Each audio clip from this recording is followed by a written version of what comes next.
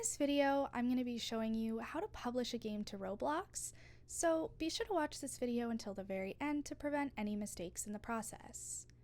You're going to begin on Roblox Studio and using any of the templates that you'd like.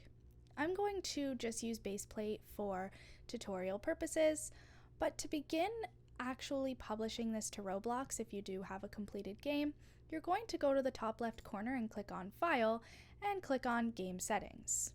You're going to first click on Save to Roblox, and remember that all of these pieces of information can be changed later, so I'm just going to write tutorial and I'm going to save it as well.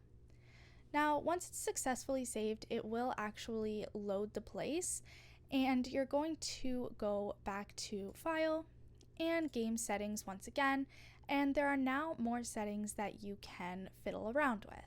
There are permissions like who you want to play the game, how you're going to monetize it. There are also security options.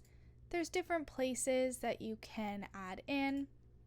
And then also for localization and translation, the different avatar types that are going to be available, the different world settings such as the jump height, the power and the gravity, and then just other settings as well.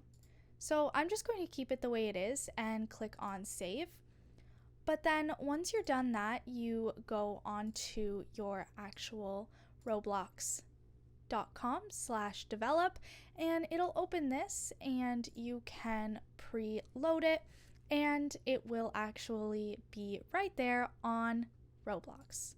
Now you can click on Make Public and it will actually be public for everyone to see. So if I make it public and I click on this, it is actually available and I can view this on Roblox and anyone can join this.